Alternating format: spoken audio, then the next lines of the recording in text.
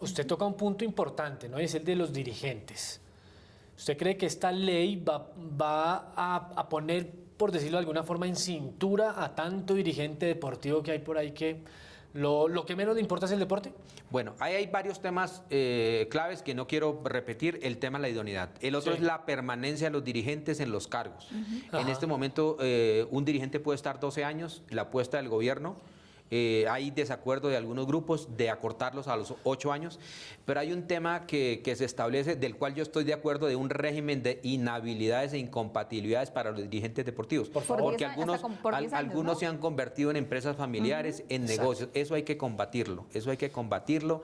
El tema de la corrupción, el tema de la inspección y vigilancia y control, que el Estado tenga verdaderas herramientas para poder prever y en algunos casos llegar a sancionar a estos dirigentes deportivos. Algo así como la meritocracia, ¿no? En la dirigencia deportiva, que creo que hoy en día es un 5%.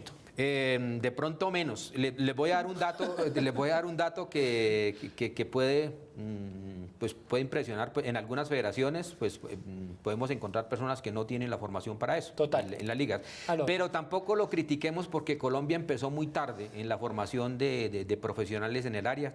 Escasamente este proceso lo empezamos desde el año 1994, mientras que otros países empezaron en el 36, en el 30, en 1894.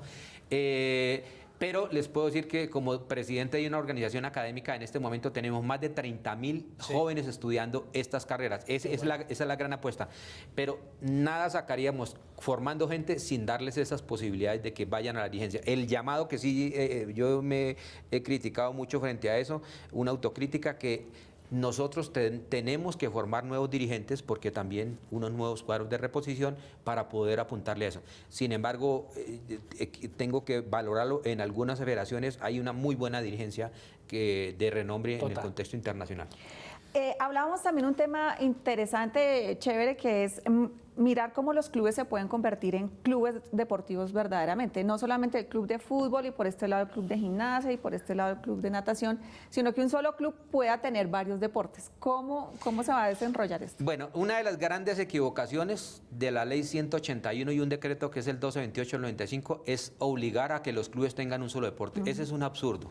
Es un absurdo. Total. En este momento estamos en una discusión con el gobierno que nosotros debemos flexibilizar y que los clubes sean de varios deportes, porque esa es la verdadera base deportiva. No podemos obligar a que un club solamente se dedique a fútbol, a baloncesto, a voleibol, sino a hacer varios desarrollos deportivos. Yo diría que estaríamos a la altura internacional, en el contexto internacional, de lo que es un club deportivo.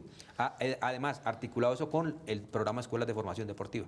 Claro, ahí creo que el trabajo tiene que ser mucho más amplio, ¿no? Porque digamos que tenemos unos, entre comillas, clubes de fútbol que si no le apuestan, por ejemplo, al fútbol femenino, imagínense con otros deportes. O sea, es hasta dónde la regulación o la ley puede llegar a no obligar, sino como a llevar por el camino del bien a tantos dirigentes para que se organicen y puedan generar un 360 en servicios deportivos, ¿no? Sí, esa es otra de las grandes críticas porque básicamente el deporte profesional colombiano está centrado en el fútbol. Difícilmente tenemos ejemplos en voleibol, en baloncesto, escasamente, bueno, el tema del ciclismo. Ligas invitacionales. Pero eso hace parte del subdesarrollo, podemos decir, o la vía de desarrollo del deporte colombiano. Esa es la gran apuesta. Sí, una apuesta. Cuando a mí me preguntan, incluso me venían preguntando por el camino para llegar acá a este programa, ¿qué opinaba de la industria del deporte? Yo estoy de acuerdo con eso, porque lo que debemos buscar nosotros es que el deporte sea una industria para que la industria privada invierta y no para que le saque dinero al Estado en la parte pública, que eso deberíamos dedicarlo al tema de la formación, al tema de la actividad física, al tema de la educación física, a la recreación y el aprovechamiento del tiempo libre. Claro, la sostenibilidad, lo que está tan de moda en todas las empresas y en todos los proyectos. Y hablando de pandemia, estuve leyendo la ley y hacen varias referencias a que la pandemia cambió la forma de ver el deporte y que tiene que cambiar la forma de desarrollarlo.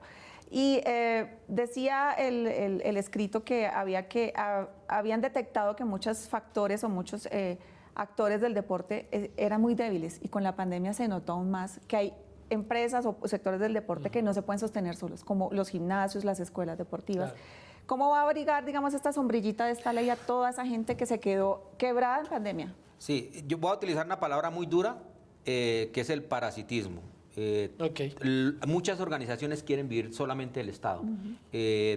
Una de las grandes apuestas tiene que ser la autogestión, de gestionar propios recursos para las organizaciones. Yo sé que es difícil, pero esa es la gran apuesta. Si nosotros permitimos que los clubes deportivos, las escuelas deportivas diversifiquen sus actividades, esa es una nueva generación de ingresos. Lo que ustedes plantean es cierto. La pandemia nos demostró o nos desnudó que nosotros no tenemos estructuras sólidas en este momento en Colombia. Claro, pero usted, por ejemplo, habla de, bueno, este parasitismo, ¿no?, de los que quieren vivir del gobierno, de los que quieren vivir del apoyo de eso.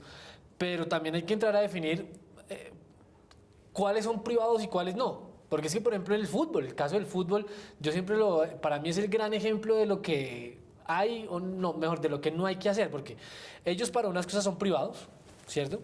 Para el tema de la plata de la televisión, para la plata de los derechos de televisión, todo eso son privados. Pero en la pandemia sí levantaron la mano y hay gobierno, ayúdennos. O sea, ¿cómo puede esta ley definir quiénes sí y quiénes no? A ver, el tema básicamente es sobre los destinatarios. Sí. Estamos hablando de los entrenadores deportivos, estamos hablando de los atletas, estamos hablando de las organizaciones más vulnerables o más débiles de la cadena. Claro, porque si ustedes ven en este momento cuántos entrenadores recibieron los beneficios, pues muy poco, porque los recursos fueron mínimos. Claro. Los atletas de altos logros, pues yo diría que se beneficiaron. Pero esa base grande, ahí está la clave. Pero ahí hay un tema que es bien complejo y es otra de las apuestas del proyecto. Pero también tenemos que establecerlo frente a la política pública. Yo les comentaba a ustedes que hoy en día los alcaldes y los gobernadores, y más, lo podría hacer un ministro del deporte, ser caprichoso. Sí. Y lo que hemos ido en el deporte, en la actividad física, es caprichoso. Cada uno se inventa cualquier cosa e invierte los recursos. Entonces, ese es un tema que la política pública nos va a hacer el tema técnico y una mirada, independientemente que el alcalde dure 4 años, unas miradas por lo menos de 12 años.